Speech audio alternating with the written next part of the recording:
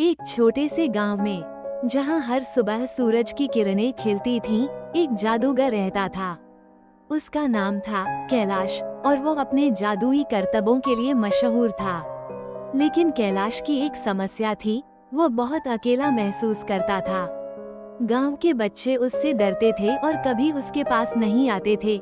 एक दिन एक नन्हा बच्चा जिसका नाम आर्यन था, गांव में आया। आर्यन बहुत साहसी और जिज्ञासु था। उसने सुना था कि कैलाश के पास जादू की शक्तियां हैं। वो बिना किसी डर के जादूगर के पास गया और बोला, क्या आप मुझे जादू सिखा सकते हैं?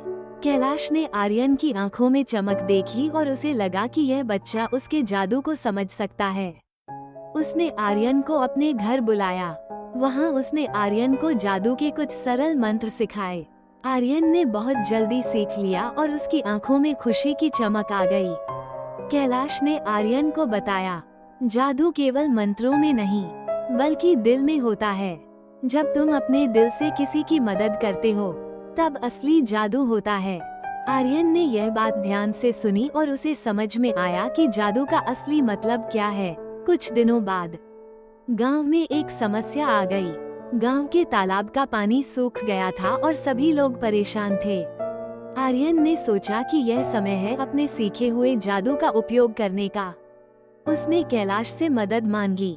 कैलाश ने उसे हिम्मत दी और कहा, तुम्हारे दिल में जादू है, बस उसे जगाओ। आर्यन ने गांव के लोगों को इकट्ठा किया और बोला, हम सब मिलकर तालाब के लिए प्रार्थना करेंगे। सभी ने मिलकर तालाब के पास जाकर प्रार्थना की। अचानक आसमान में बादल छाने लगे और बारिश होने लगी। तालाब फिर से भर गया। गांव के लोग आर्यन और कैलाश को धन्यवाद देने आए। उन्होंने समझा कि जादू सिर्फ जादूगरों के पास नहीं, बल्कि सभी के दिलों में होता है। आर्यन और कैलाश ने मिलकर गांव में एक नई शुरुआत की। अब गांव के बच्चे भी कैलाश के पास खेलने आते थे और जादू की कहानियां सुनते थे। इस तरह जादूगर और छोटे बच्चे की दोस्ती ने गांव में खुशियां बिखेर दी और सबने सीखा कि असली जादू दिल से आता है।